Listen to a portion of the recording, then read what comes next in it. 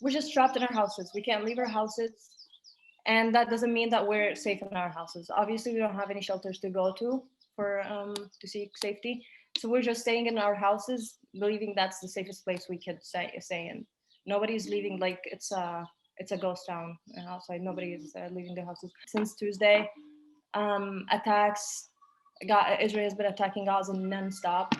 Like drones are all around the skies. Massacres have been happening around.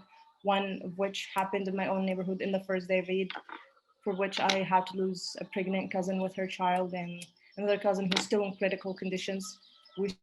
She still didn't make it, and we don't know if she is, but she's still alive. And last night they did a whole massacre in the Gaza Strip. They bombed 5 houses, no warning whatsoever, and they all collapsed and the people inside them. So far, they found the bodies of 33 people, and they still do not know how many more, like how many more we lost, because they're still looking for more under the rubble, and we're not equipped enough to um, to pick up people from under the rubble. They're literally just using their own hands. All the neighbors, like as soon as bombing happens, all the neighbors just leave their houses, obviously risking their own lives. And the paramedics and all of them use their own hands, rock by rock, like literally to pick up people from under the rubble. And actually, the Egyptian government tried to get like a ceasefire for a few hours just so that we can pick up people from under the rubble from that massacre, because it was terrible. And they refused that, obviously. So they're still picking up people from under the rubble, risking their own lives, and they're not safe. And then for the people who keep also being complicit about what's happening, also calling what's happening, I don't know, calling for peace for both sides and calling what's happening here both sides, and something that they should be praying for both sides and all of that. I just urge them to do more research and think more, think wisely for themselves, because what they're saying is just incredible and unbelievable and just doesn't make sense, and is actually only enabling the massacres. I don't understand. I don't know if they're aware of it or not, but what they're saying, calling for, I don't know, calling for stopping the conflict between both sides is only, or calling for supporting the self-defense of Israel is only enabling the killing of people. So I just urge them to do better for themselves and do better for humanity. They, no human being should be undermined the right of safety and protection, just how the same way they're doing to the Palestinians. And they really need to do better for themselves. And I just can ask this simple question, like, you guys need to, let's just think about, like, I don't know, like, have they ever seen a Palestinian army uniform or helicopter or F-16 or, I don't know, tank? We don't have any of that. That's why they don't know what the Palestinian uniform is like, because we don't have it. We do not have any of that. And they need to just think about it. This is literally a country, a state with the greatest militaries in the world against a population, unarmed population, and they need to do better. They have got to do better.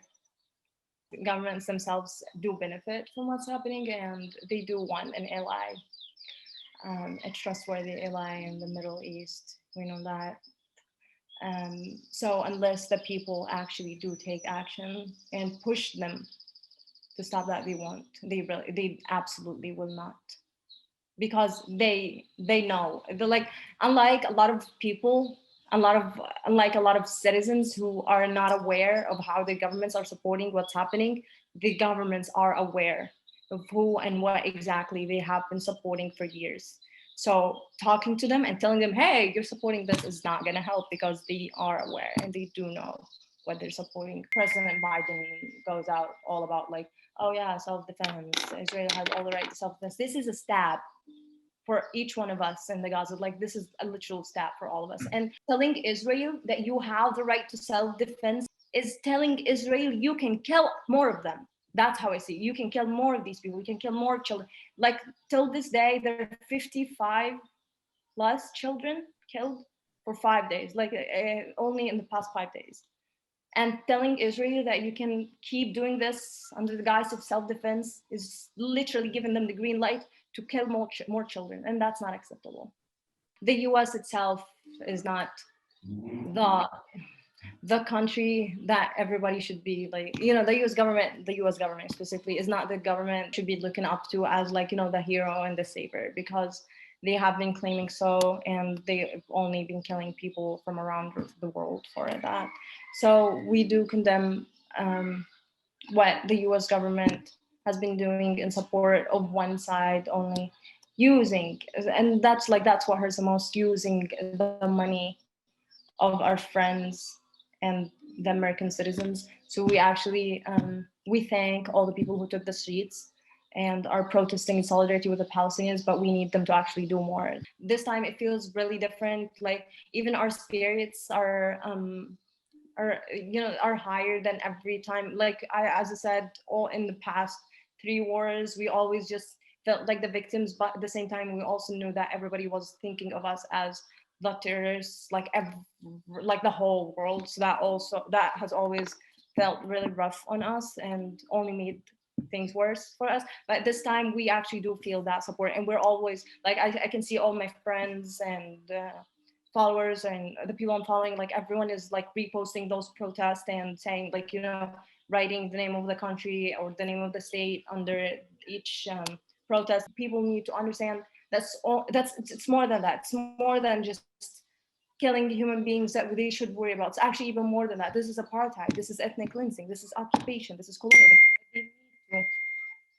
That they need to condemn and they need to worry about. They need to do something for. They need to stand in solidarity for.